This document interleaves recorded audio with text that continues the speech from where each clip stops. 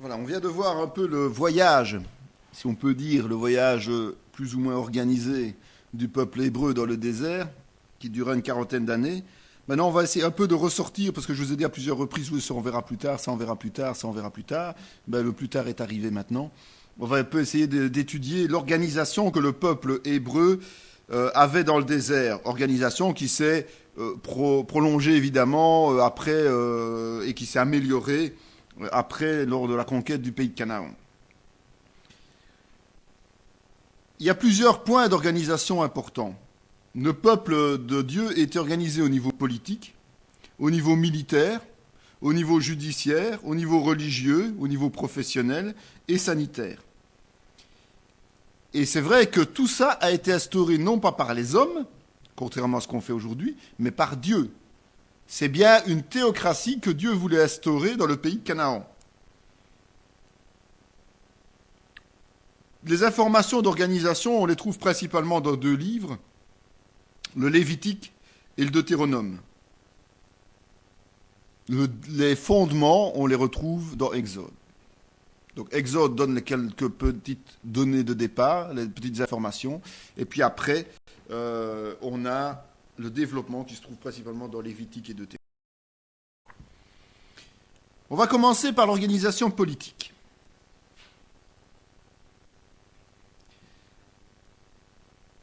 Vous allez voir par la suite qu'on va étudier les juges, mais ce terme juge existait déjà du temps de Moïse, et en fait, le peuple en tant que tel est dirigé par un seul homme, qui est nommé juge, entre guillemets. Pourquoi juge? Parce que simplement, il est responsable de faire appliquer par le peuple les lois de Dieu.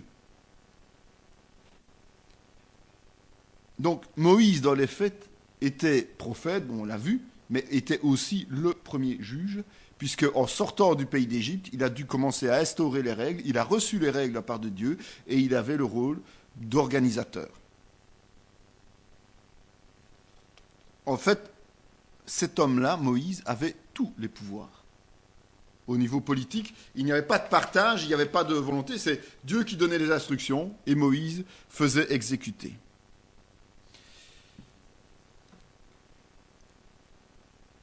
Alors on sait que le peuple était divisé depuis l'histoire de Jacob avec ses fils, était divisé sur base des fils de Jacob et de Joseph en 12 tribus. Ces 12 tribus avaient chacune une autonomie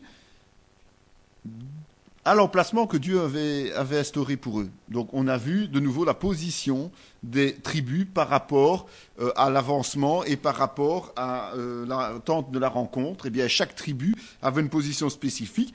Maintenant, elles garderont par la suite cette position, cette autonomie de fonctionnement dans le cadre de la répartition des territoires. Donc ils resteront chez eux.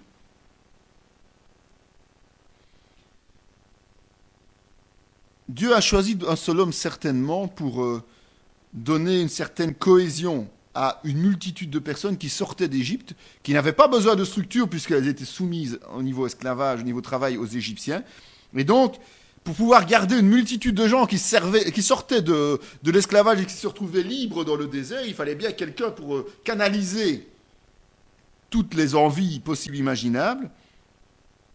Et il est clair que s'il ne l'avait pas fait, on aurait connu ce qu'on connaît partout ailleurs, dans tous les autres pays et autres, une guerre civile. Ils se seraient entretués, se seraient tabassés, se seraient séparés, ils auraient fait n'importe quoi. Il fallait un trait d'union politique pour une théocratie, c'est la personne qui est à l'écoute de Dieu, qui est le prophète, le roi de Dieu. Après ça, il y a une organisation militaire. Alors on voit dès le début, quand on expliquait l'histoire racontée de ce peuple, que Moïse avait un lieutenant, un adjoint, qui était Josué. Josué, c'était celui qui allait en première ligne avec les troupes. C'est en général ceux qui ne font pas longue vie, mais lui, il a vécu longtemps. Donc c'est la preuve qu'il était roi de Dieu. Il était clair que Israël sortait d'Égypte. Il n'y avait plus de protection, parce que même quand on est esclave, on est quand même protégé indirectement par justement son pays hôte, celui qui a l'armée, qui a la puissance, qui nous a soumis. Là, il n'y avait plus de possibilités de secours. Donc, il fallait apprendre à se comporter vis-à-vis des autres. Se comporter peut-être pacifiquement, mais aussi guerroyer si nécessaire. Donc Moïse, lui, était amené à négocier avec des pays. Ce n'est pas parce que Moïse était ouais de Dieu que le peuple d'Israël, vous imaginez le nombre qu'ils étaient, passait inaperçu. Et donc que tous les peuples les regardaient passer dans le désert, un peu comme on regarde passer le train ou le TGV, quoi. Non, ils perturbaient, ils étaient tellement nombreux que, imaginez un instant, ne fût-ce que rien que les traces de pas que ça devait laisser dans le désert, s'il y avait un peu d'herbe ou un peu tout était foulé. Les animaux qui les accompagnaient, puisqu'on a vu qu'en sortant d'Égypte, ils sont sortis avec tous leurs élevages et autres, ben, ils les laissaient paître. Donc, ils dérangeaient d'autres peuples. Alors, Moïse était amené, en tant que chef, à négocier et parfois à attaquer, à entrer dans la lutte armée. Il avait un choix à chaque fois. Choix fait sous l'onction de Dieu, mais bon, il n'y a rien à faire. Du moment où vous tombez face à un pays qui ne veut pas de vous, et qui vient à votre rencontre pour vous massacrer, il faut quand même vous défendre. Hein. Sinon, ben, vous êtes détruit, ou vous êtes réduit en esclavage de nouveau. Donc le but de Dieu n'était pas là. Mais c'était toujours sur base de la volonté de Dieu, j'insiste bien. On voit que ce sera répétitif, évidemment, notamment sous le règne de David. Ben, on voit que David allait consulter Dieu pour savoir ce qu'il devait faire, s'il devait monter contre tel ou tel ennemi, s'il aurait la victoire, et donc il fallait interroger Dieu. C'est ça une théocratie. Alors, dans le livre de l'Exode, on peut ressortir plusieurs façons d'agir. La première, la toute première, c'est au moment de la libération d'Israël. Quand Israël s'est enfui d'Égypte et que les Égyptiens les poursuivaient. Israël n'a pas choisi de se battre. Il n'a pas pris l'option de bataille. Il a continué à fuir, à partir, à se diriger vers la mer. Et il a laissé Dieu agir par miracle, et il a laissé Dieu détruire les adversaires. C'est une option. Alors vous entendrez dans les églises actuelles, laissons Dieu agir. Ça y est, laissons Dieu agir. C'est Dieu qui sait, il va le faire, lui. C'est peut-être pas la bonne option. C'est une des options que Moïse devait prendre. Une des options à choisir. Il y en a d'autres. Voyons par exemple que contre les Amalécites, ce sont les ennemis qui ont attaqué les Hébreux. Donc les Amalécites sont venus attaquer. Ils n'ont pas laissé le temps. C'est là la fameuse bataille où Josué en personne combattait à la tête de son armée. Et de l'autre côté, c'était Moïse qui intercédait en levant les bras. Donc là, c'est une autre option. Je vous ai expliqué, on ne va pas revenir sur le principe de l'intercession, tout ça, mais c'est une autre option. Il y en a qui vont dire, ben oui, on nous attaque, donc on se défend. Apparemment, c'est biblique. Quand on vous attaque, il faut peut-être vous défendre. Dans Nombre, il y a un autre exemple qui dit que Moïse négocie, mais la négociation ne porte pas ses fruits. En fait, Moïse envoie pour négocier, comme partout, des ambassadeurs, des émissaires, vers le roi amoréen. Et il veut traverser le pays en paix, mais ça ne marche pas. La personne coupe les ponts, ne veut pas d'une paix négociée. Qu'est-ce qui se passe dans ce cas-là? Israël attaque et gagne. C'est une troisième option. Troisième situation. Parfois, c'est Israël qui, dès le départ, prend l'initiative de l'attaque. Mais ce n'est pas toujours dans la volonté de Dieu et ce n'est pas toujours dans la volonté de Moïse. Il y a deux exemples, donc contre les Amalécites et les Cananéens, où les Hébreux connaissent une défaite parce qu'ils ont fait ça à l'encontre de l'Éternel. Ce n'est pas une bonne option. D'accord? Ce n'est pas une bonne option.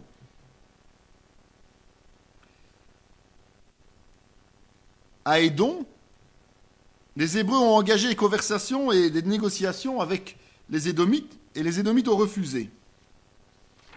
Mais là, Israël n'a pas attaqué, contrairement à ce qui s'était passé précédemment avec les Amoréens. là, ils se sont détournés parce que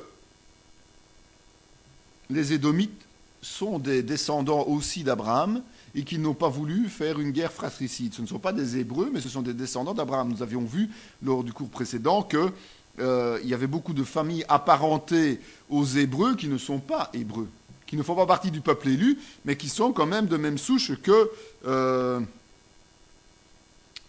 qu'Abraham, et ici même notamment d'Ésaü. C'est une option, la quatrième option, valable. D'accord ?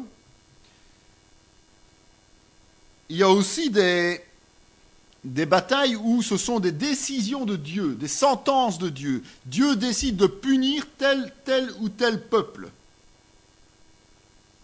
On voit avec les Madianites notamment, qui ont entraîné les Hébreux dans la fameuse idolâtrie.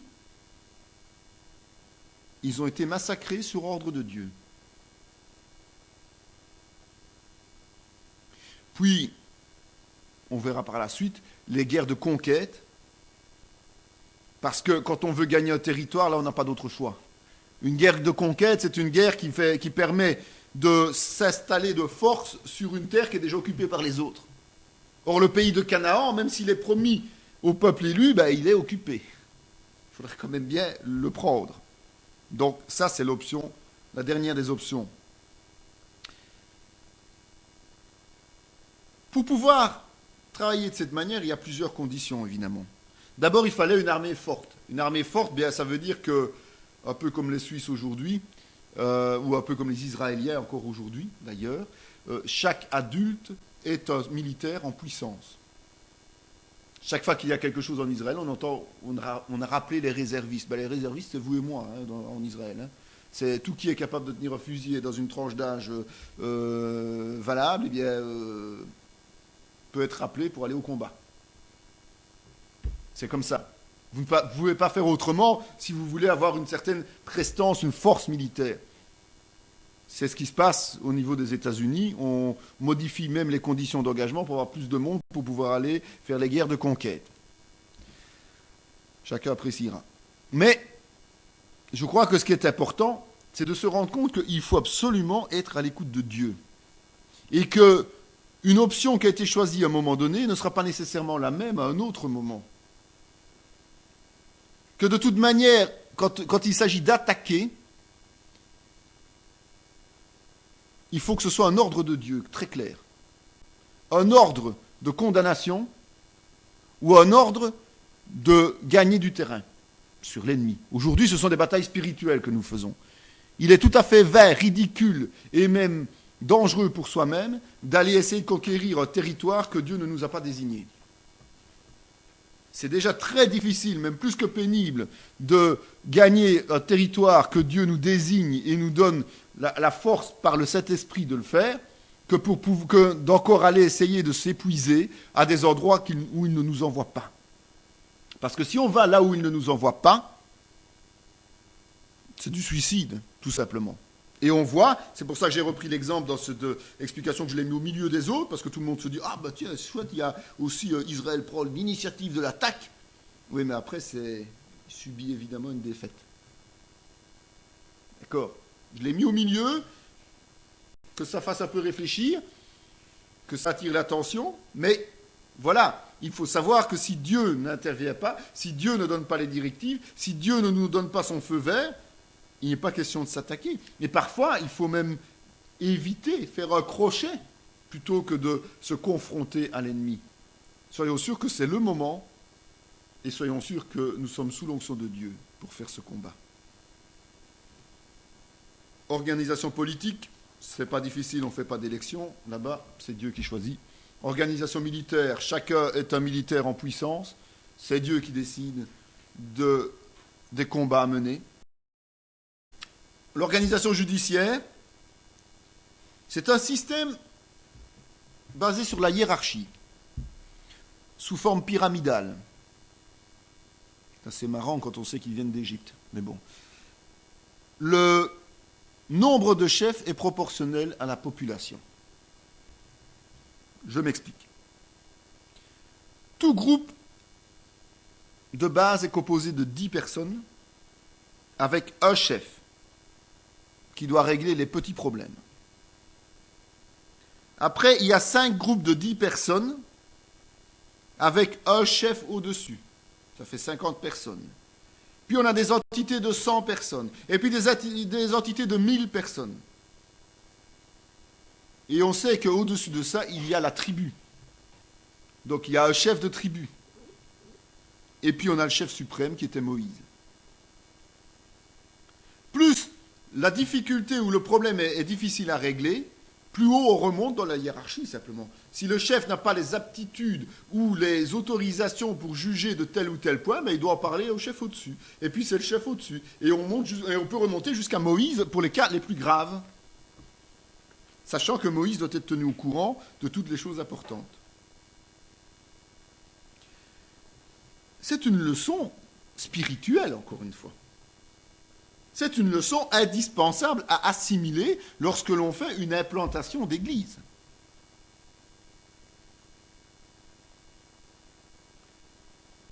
S'occuper de 10 personnes au quotidien est beaucoup plus facile que de s'occuper de 300 personnes. Donc, il est tout à fait normal d'utiliser ce même principe pour éviter de s'épuiser, pour éviter de vouloir régler tous les problèmes et de ne pas savoir arriver à des résultats probants, d'établir cette procédure choisie par Dieu dans les églises.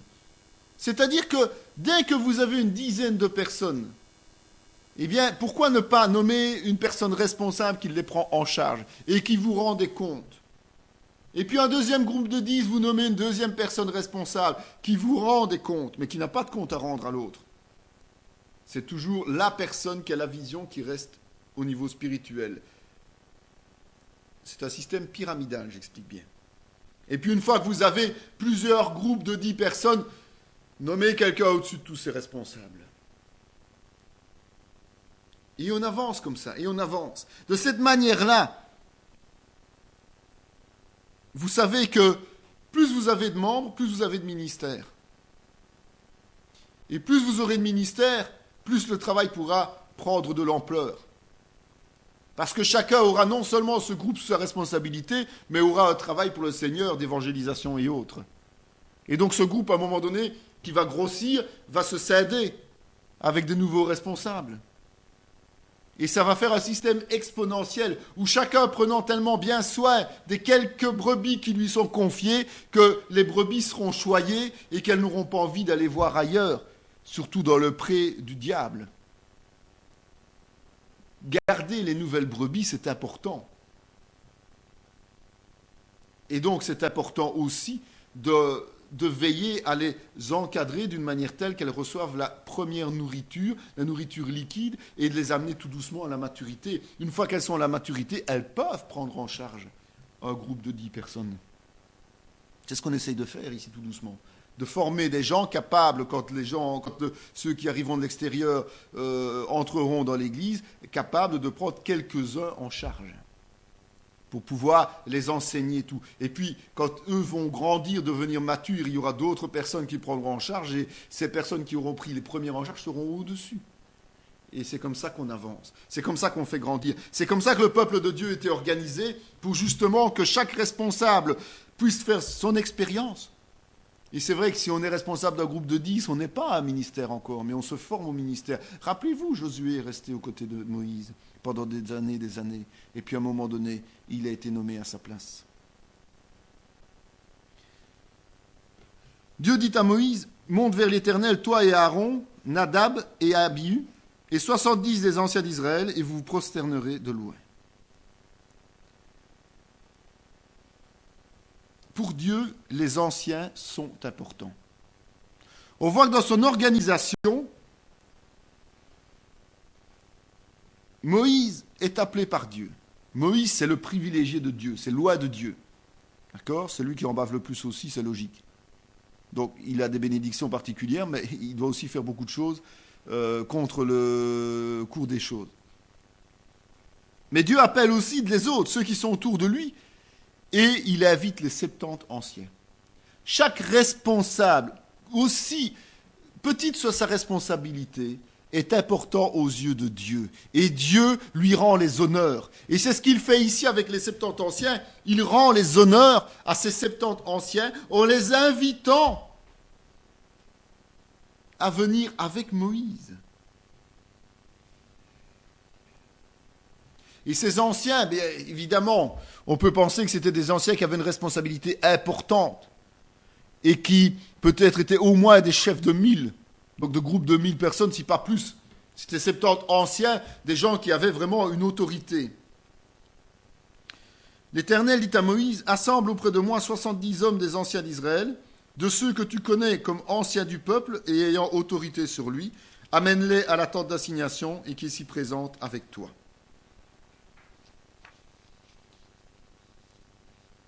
Ce passage-ci reprend encore des anciens. Maintenant, rien ne dit que les 70 anciens d'au-dessus sont les mêmes que ceux-ci. Ça veut dire qu'à certains moments, Dieu peut utiliser ou appeler à lui 70 anciens, à un autre moment d'autres anciens, comme ici 70 hommes, donc la même chose, qui sont des responsables, mais qui ne sont pas nécessairement invités au même moment à partager des moments avec Dieu.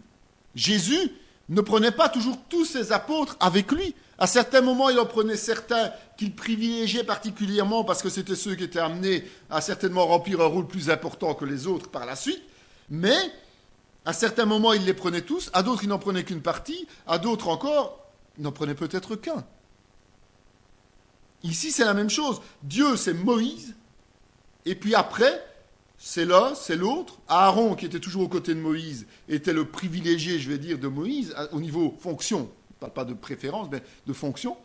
Mais après, les autres étaient invités, peut-être à tour de rôle, d'une certaine manière, mais c'est important de savoir que, effectivement, les anciens étaient considérés par Dieu. Donc, du moment où on acceptait une fonction pour le Seigneur, du moment où on acceptait ne fût-ce qu'une fonction minime pour le Seigneur, Dieu bénissait. On voit aussi qu'il y a certainement un certain degré d'importance, puisque les anciens dans le peuple étaient effectivement des gens qui s'occupaient d'un certain nombre.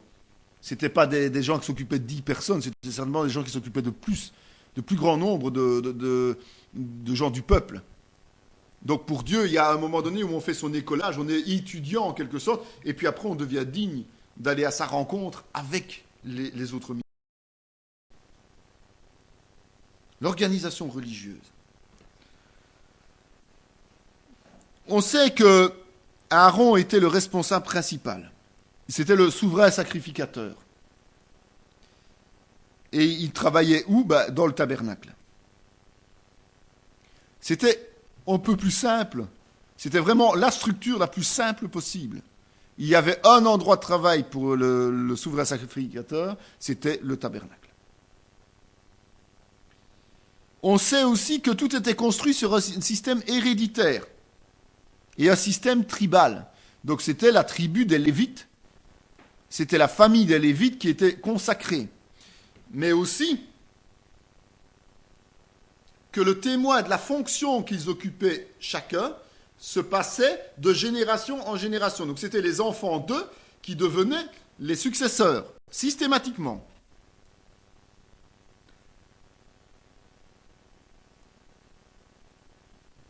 Voilà une explication pour laquelle les fameuses généalogies que nous avons tant de peine à lire, tant de peine à assumer, étaient vitales pour le peuple juif. Parce qu'il fallait savoir de qui était issue telle ou telle personne pour pouvoir remplir son rôle dans sa tribu, et encore plus chez les Lévites, et pouvoir justement les nommer au poste où ils devaient être nommés. Parce qu'il était possible aussi qu'il y ait des coupures dans certaines familles par décès ou n'importe quoi. Vous savez que on remariait les épouses pour qu'il y ait une succession et tout. Et pour finir, ça devenait très confus. Donc il valait mieux quand même avoir des traces généalogiques importantes pour savoir qui venait d'où. Et surtout, par la suite, le temps nous montrera que ça devenait primordial, puisque le peuple a été exilé, le peuple a été amené en esclavage, le peuple a été dissous à certains moments. Donc quand les gens revenaient, il fallait retrouver qui était d'où. Il ne fallait pas se contenter de dire « Ah ouais, mais moi je suis lévite. » Non, non, non. On n'avait pas le droit. Il fallait absolument veiller à être de ceux qui était bien détenteur de cette fonction pour ne pas se révolter contre Dieu.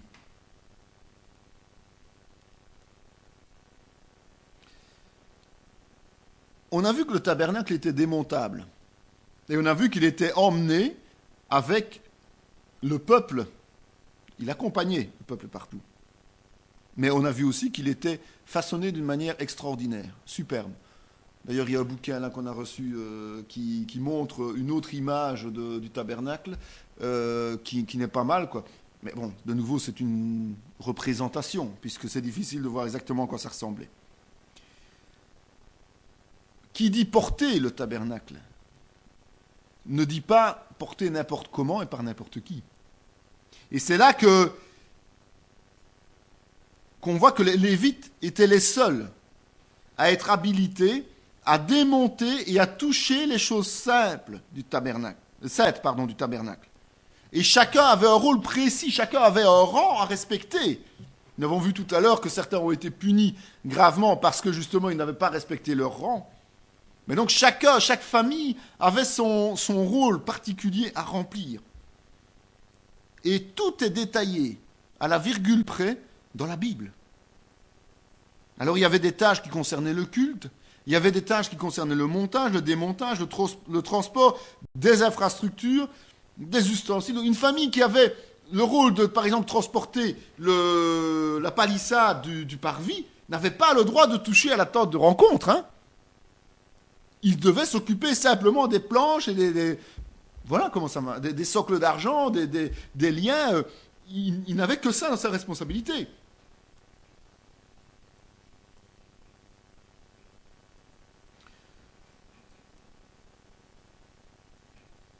Dieu a commencé à se révéler d'une autre manière, justement, auprès de Moïse. Je suis celui qui suis. C'est le fameux, en fait, Yahweh. Tout à fait certain. Là, il a donné son nom. Mais il s'est non seulement révélé en tant que personne, il s'est aussi révélé au travers du culte qu'il réclamait pour lui-même. Donc il est allé beaucoup plus loin que ce qui se faisait à ce moment-là. Je vous ai dit, il y avait des offrandes, des sacrifices depuis le début des temps, quasiment, puisque Caïn et Abel, Abraham, bon, on a vu qu'ils ont tous fait des sacrifices, mais ce n'était pas organisé tel que Dieu le voulait. Dieu voulait qu'on lui rende un culte précis, un culte qui lui soit agréable. Et donc, la Torah, qui sont les premiers livres, évidemment, de la Bible, va développer tous les aspects cultuels. Surtout, et vous les retrouverez dans les Lévitiques, les Nombres et Deutéronome. Ce sont des livres qui reprennent des détails extraordinaires. C'est bien, ça vaut la peine de lire, bon, mais ce n'est pas d'application aujourd'hui. Ce qui est important, c'est d'en comprendre les symboles. Mais c'est intéressant de voir que tout, le moindre détail, était prévu par Dieu. On verra un peu plus loin, plus de détails là-dessus, parce que c'est important. L'autre organisation, c'est l'organisation professionnelle. Il y a un lien direct entre la profession et la religion. Et donc tout était axé sur cette religion. C'était le point central du peuple juif, c'est la religion. Et donc la profession était liée.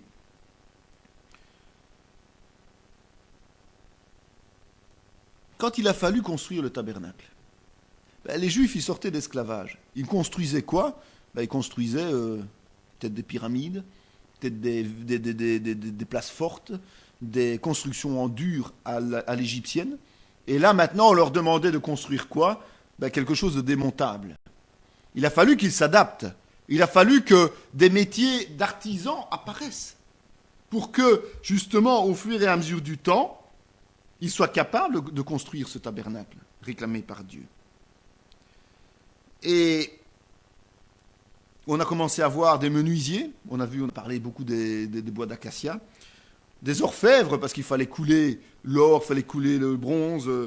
On a vu des brodeurs, parce qu'il fallait faire des draps travaillés, ou des brodeuses, faire des draps travaillés pour justement décorer le temple. Il y avait des parfumeurs, enfin toute une série de choses qui font qu'on pouvait rendre effective la réalisation du tabernacle. Il y avait une personne qui a été mise à part par Dieu pour s'occuper de tout cela. Il s'appelait Betsaléel. C'était vraiment ce qu'on peut appeler aujourd'hui un directeur technique. C'est lui qui a dirigé tous les travaux. C'était en même temps le conducteur des travaux, donc c'était vraiment un responsable. Et on dit qu'il était rempli de sagesse divine quand il réalisait les choses avec art et beauté. Donc, on voit que pour cela aussi, pour le tabernacle, Dieu a mis quelqu'un à part, quelqu'un de responsable de la construction, de l'organisation, de la construction du tabernacle et de sa beauté, de sa finition. Dieu a estimé que là, Moïse n'avait pas encore à se charger de ce fardeau-là, et il l'a donné à quelqu'un qui avait les aptitudes physiques. Donc, chacun son rôle. Chacun son rôle. Ce n'est pas Moïse qui a eu la responsabilité de vérifier, de contrôler les travaux du tabernacle. Il ne l'a pas fait, il a laissé Betsaléel faire son boulot.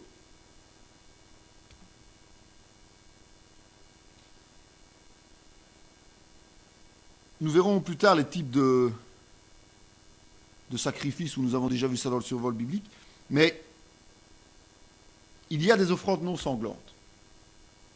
Quand on commence à faire des offrandes non sanglantes, il faut cultiver pour pouvoir faire des offrandes non sanglantes. On se rend compte qu'à ce moment-là, alors que le peuple était nomade, à certaines périodes, il est quand même resté sur place. D'accord ? Et ils ont plus que certainement commencé à cultiver pour pouvoir justement rendre des offrandes au Seigneur. N'oubliez pas qu'il faut donner le prémice de tout. Ils avaient cette instruction. Donc au niveau religieux, l'organisation était, professionnelle, l'organisation était justement liée au côté religieux. Et les métiers dépendent en fait de ce que Dieu voulait de son peuple. Un point hyper intéressant qui m'a vraiment passionné quand j'ai préparé ce cours, c'est l'organisation sanitaire. Et là, ça interpelle, ça fait vraiment beaucoup réfléchir. Et les gens qui se font parfois le gros coup quand ils découvrent quelque chose aujourd'hui dans la médecine et autres, feraient peut-être bien de faire preuve de beaucoup plus d'humilité, parce que Dieu a déjà tout prévu. C'est dommage pour eux, mais Dieu avait déjà tout prévu.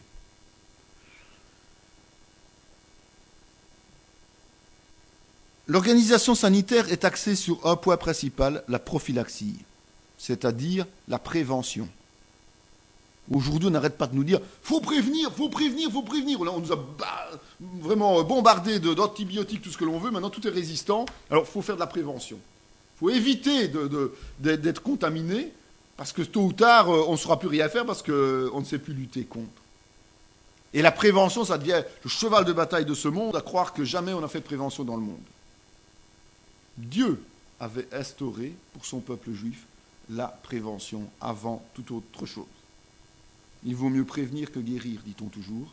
Lui, c'était déjà son leitmotiv, et donc celui qui l'a sorti l'a certainement piqué quelque part du Seigneur. C'était très important, parce qu'il faut quand même se rendre compte qu'ici, on a un petit problème, médecin, hôpital, tout ce que l'on veut, et on a quand même une chance d'être traité. À l'époque, c'était pas comme ça. D'abord, les médecins, leur connaissance était plus que lacunaire. Les moyens pour guérir les gens, on connaissait quasiment rien. Et donc, une fois qu'il y avait une épidémie, une fois qu'il y avait une pandémie, le peuple était condamné à s'affaiblir au point que il était une proie facile pour les ennemis. Alors Dieu ne voulait pas. Dieu voulait un peuple fort. On a vu qu'en Égypte, le peuple grandissait. On a vu que dans le désert, le peuple grandissait, s'affermissait. Mais c'est parce que dans la Torah, on retrouve toute une série d'exemples de mesures prophylactiques. La technique était différente que dans les autres peuples. Encore aujourd'hui, ça existe. On fait appel à des guérisseurs. Maintenant, ça prend d'autres formes. C'est des rebouteux, c'est aussi de l'acupuncture, c'est les sciences parallèles, toute une série de choses. Mais c'est exactement la même chose, c'est les guérisseurs. Alors on allait trouver ces guérisseurs qui, bien souvent, parce qu'ils avaient eu une fois un succès, grâce au fait qu'ils avaient fait un mélange avec des tas de trucs qu'ils ne savaient même pas ce qu'ils mettaient dedans. Si on mourait, c'est que non, c'est faute à la maladie. Si on était guéri, c'est grâce à mon remède. Et donc on se faisait une réputation comme ça. Et les peuples faisaient appel à ces gens qui aussi faisaient de la sorcellerie. Passons tous les détails. Souvent, c'était des choses horribles à avaler, parce que ça n'avait pas de goût, ou c'était des goûts très amers et tout ça. Et Dieu ne voulait pas ça pour son peuple. Dieu le démarquait de cela. Comme il nous interdit aujourd'hui de faire de l'occultisme. C'est exactement pareil. Il partait sur un principe de règles et de frontières à ne pas franchir, simplement. Donc ne pas commettre des erreurs qui amèneraient une maladie. Il est dit, tu ne t'approcheras point d'une femme pendant son impureté menstruelle pour découvrir sa nudité. Tu n'auras point un commerce avec la femme de ton prochain pour te souiller avec elle. Il n'y aura aucune prostituée parmi les filles d'Israël. Il n'y aura aucun prostitué parmi les fils d'Israël. Un des vecteurs de transmission les plus importants des maladies, ce sont les maladies sexuelles. Ça, on est bien d'accord. Pendant des siècles, on a connu des maladies sexuellement transmissibles qui ont atteint des hommes et des femmes. Mais il y a peu, la pire de toutes est apparue, il y a plus ou moins 25 ans, 30 ans, c'est le sida. Il faut savoir quand même qu'on minimisait la portée des maladies sexuellement transmissibles avant le sida, mais beaucoup de ces maladies risquaient d'amener la stérilité. Stérilité veut dire pas de descendance. Donc un peuple qui n'a pas de descendance est un peuple voué à s'affaiblir et à disparaître, ce que Dieu ne voulait pas.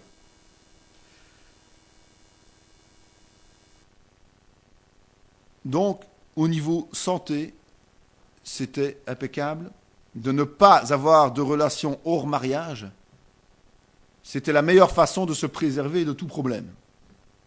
C'est aussi simple que ça, c'est pas difficile à comprendre. Mais c'est Dieu qui l'a inspiré, ça. Et l'homme ne l'a pas respecté, soyons clairs. Donc,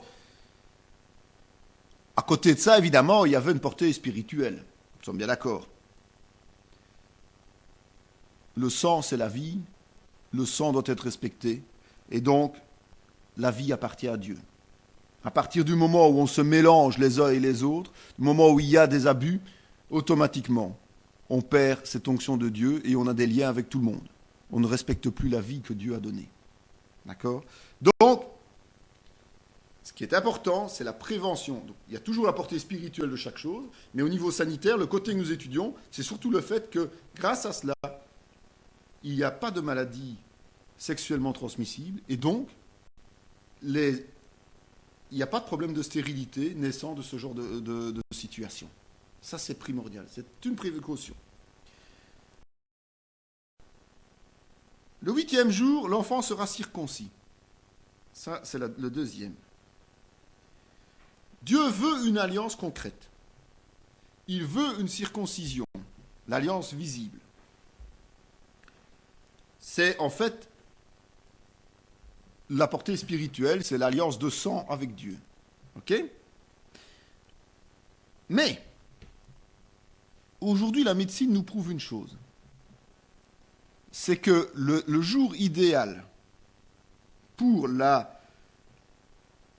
faire ce type d'opération, même aujourd'hui, avec les connaissances actuelles, c'est le 8e jour. C'est le meilleur moment de cicatrisation. Qui pouvait savoir ça ? Dieu. D'accord ? Mais on sait aussi que la circoncision empêche chez la femme un cancer de l'utérus. En tout cas, très faible. Donc, où la circoncision est pratiquée, il y a beaucoup moins de cancer de l'utérus. Aujourd'hui, on se rend compte de ça. C'est Dieu qui a sorti la loi il y a plusieurs milliers d'années. Important. Ce n'est pas tout. Celui qui sera touché par lui et qui ne sera pas lavé les mains dans l'eau, lavera ses vêtements, se lavera dans l'eau et sera impur jusqu'au soir. Chez les Juifs, le lavage de mains était systématique. Aujourd'hui, dans les hôpitaux, on n'arrête pas de courir parce que des maladies se transmettent uniquement parce qu'on ne se lave pas les mains correctement et que l'on met sa main sur les poignées de porte, que l'on met sa main sur tous les endroits que tout le monde touche, et on transmet comme ça ce qu'on appelle des maladies nosocomiales, principalement, uniquement à cause d'un manque d'hygiène des mains. Aujourd'hui, on paye des médecins et des infirmières hygiénistes. Si on lisait simplement la Bible et qu'on appliquait ce qu'elle dit, on n'aurait pas besoin de tout ça. Tu auras un lieu hors du camp, et c'est là dehors que tu iras. Tu auras parmi ton bagage un instrument dont tu te serviras pour faire un creux et recouvrir tes excréments quand tu voudras aller dehors. C'est là, dans la Bible, hein. Vous n'avez peut-être jamais vu tout ça, vous, mais c'est dans la Bible. L'hygiène fécale. À cette époque-là, Dieu prescrivait déjà de faire un trou dans le sol et de recouvrir ses excréments. Ça peut faire rigoler, ça fait rigoler. C'est pas pour que ce soit agréable. C'est pas un sujet de coquetterie pour des nomades, parce que bon, les nomades en général sont peu regardants. Mais c'est simplement un respect de l'autre, peut-être, mais surtout une mesure de prévention contre les infections de nouveau. On sait aujourd'hui que la variole, que la diphtérie, que la peste se propagent par les excréments fécaux. Dieu seul le savait. D'ailleurs, on remarque aujourd'hui, dans les pays dits civilisés ou développés, on n'a plus la variole, on n'a plus la diphtérie, on n'a plus la peste, sauf occasionnellement. Ça interpelle quand même. Enfin, moi, ça m'a interpellé. C'est peut-être ma formation qui fait ça, mais ça m'a interpellé. Vous êtes les enfants de l'Éternel, votre Dieu. Vous ne vous ferez point d'incision, et vous ne ferez point de place chauve entre les yeux pour un mort. Vous ne ferez point d'incision dans votre chair pour un mort, et vous n'imprimerez point de figure sur vous. Je suis l'Éternel.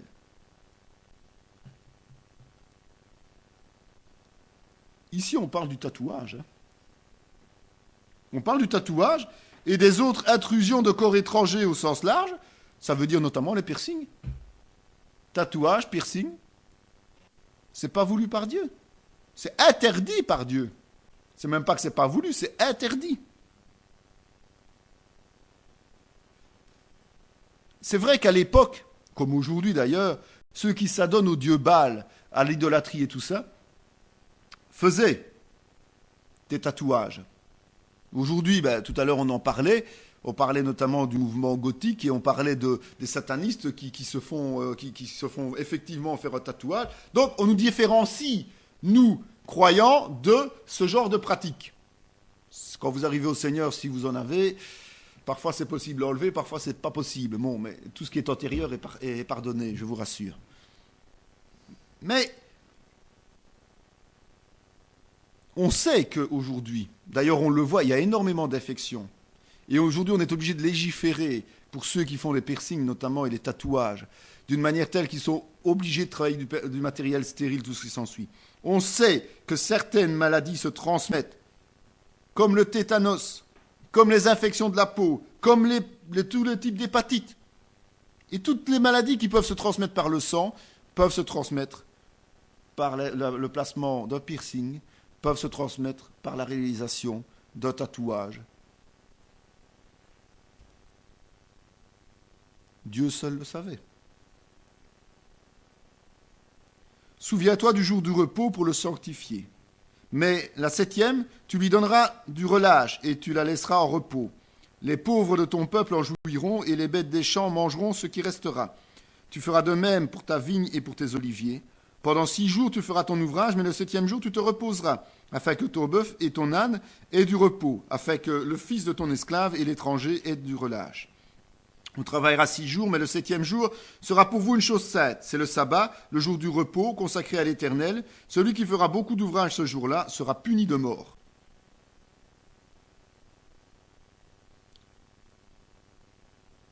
Ceux qui ont vu Rambo pourront peut-être croire que l'homme est invincible, mais jusqu'à preuve du contraire, on a tous besoin de plages de repos, de moments où il faut récupérer, parce que au bout d'un temps, on craque physiquement si on ne se repose pas à un moment donné. Alors quand on a des activités physiques ou intellectuelles, eh bien, pour rester équilibré,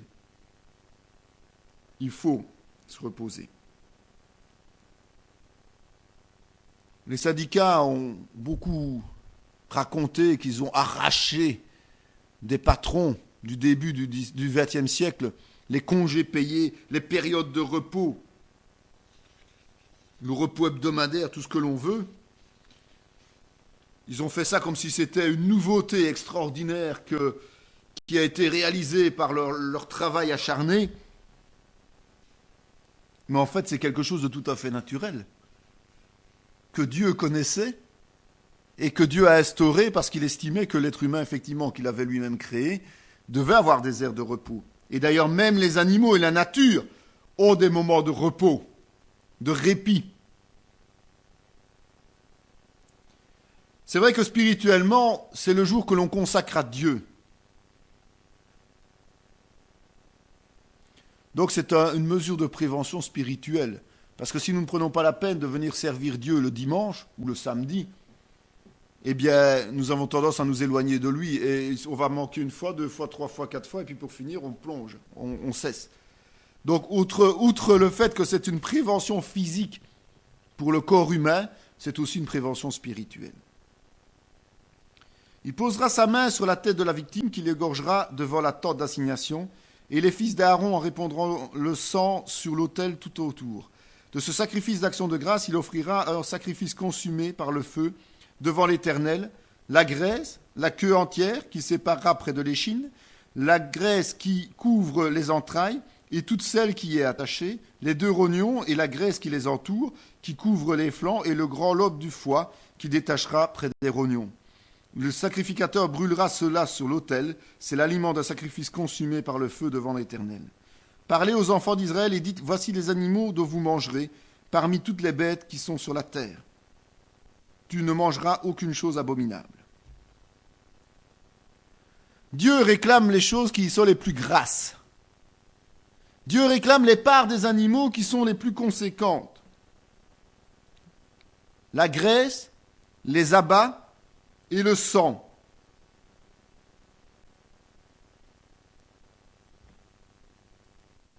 Quand aujourd'hui on regarde l'actualité, notamment la vache folle, on se rend compte d'ailleurs qu'elle se transmettait au travers de la graisse, principalement. On se rend compte que beaucoup de maladies, comme le cholestérol, donc tout ce qui découle, c'est-à-dire l'infarctus et tout, viennent du fait que l'on consomme trop de graisse animale. On se rend compte que dans les abats, notamment le foie, il y a tout le corps humain absorbe tout ce qui est mauvais dans le sang. Et donc quand on absorbe un foie, on absorbe toutes les impuretés.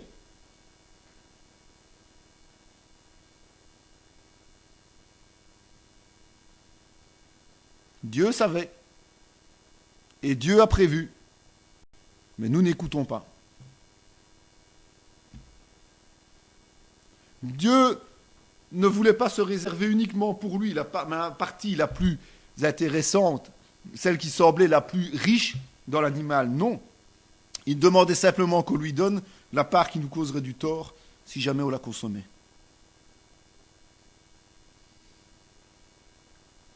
Mais oui, pas plus compliqué que ça. Je vous dis qu'on a un Dieu d'amour. Il faut le croire. Il y a des animaux qui n'étaient pas consommables.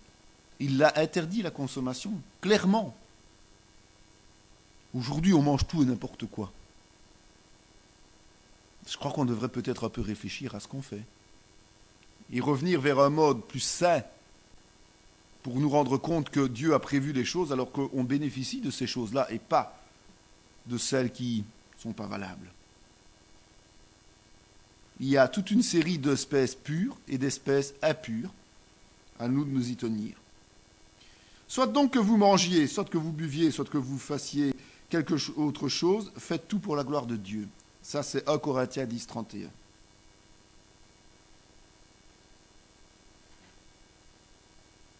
Ça veut simplement dire que nous devons agir avec intelligence. Il n'y a pas d'interdit de Dieu d'une manière telle que si nous mangeons quelque chose qui a été sur une liste en disant que c'est interdit, ce soit nécessairement mauvais. Non. Mais il faut quand même avoir le discernement des choses. Et je crois que ce qu'il est important aujourd'hui, c'est d'utiliser tous ces passages bibliques pour nous servir de fil conducteur dans une vie d'hygiène correcte. En se conduisant de façon correcte et en ayant une bonne santé, grâce à cette façon de nous conduire, nous serions bien étonnés justement de notre aptitude à rentrer en communion avec Dieu aussi. Parce que si nous sommes bien dans la peau, nous sommes en général bien dans la tête. Les latins disaient mens sana in corpore sano, un esprit sain dans un corps sain. C'est logique. Si on prend soin de son corps, on va être beaucoup plus en forme, on va être de meilleure humeur et on va être plus disposé à recevoir Dieu et à rencontrer Dieu. C'est à nous de nous montrer exemplaires. C'est à nous, en tant que lumière et sel du monde, d'agir d'une manière telle que, effectivement, ce que l'on enseigne aux autres, on ne le pratique pas nous-mêmes. Et au niveau alimentaire, c'est la même chose. Au niveau santé, c'est pareil. À nous de nous y fier. Il faut être semblable à Dieu. Ça, c'est nous qui devons l'être. Être semblable à Dieu, c'est nous conduire selon ses prescrits. Et là, je crois que c'est très important de se rendre compte que Dieu a déjà tout prévu. Et au niveau hygiène, au niveau prophylaxie, tout est dans la Bible. Ce ne sont pas des inventions de l'homme. L'homme n'a fait que recopier, parfois des siècles plus tard, ce que Dieu a déjà annoncé alors que son peuple sortait d'Égypte. En conclusion de ce chapitre, je dirais que la Torah, c'est vraiment, dans la première partie de ce livre, c'est vraiment des Écritures, c'est ce qui nous enseigne la relation pure, sainte, conforme que l'homme doit entretenir avec Dieu. Dieu est toujours présent. Il faut bien retenir ça. Dieu est toujours présent. Donc nous ne devons pas avoir peur et croire que nous sommes isolés, coupés, détachés, oubliés de Dieu. Nous avons vu qu'une fois que nous marchons dans la fidélité, dans l'obéissance, nous sommes en permanence avec Dieu. Dieu ne nous abandonne pas. C'est nous qui parfois avons cette impression, tout simplement.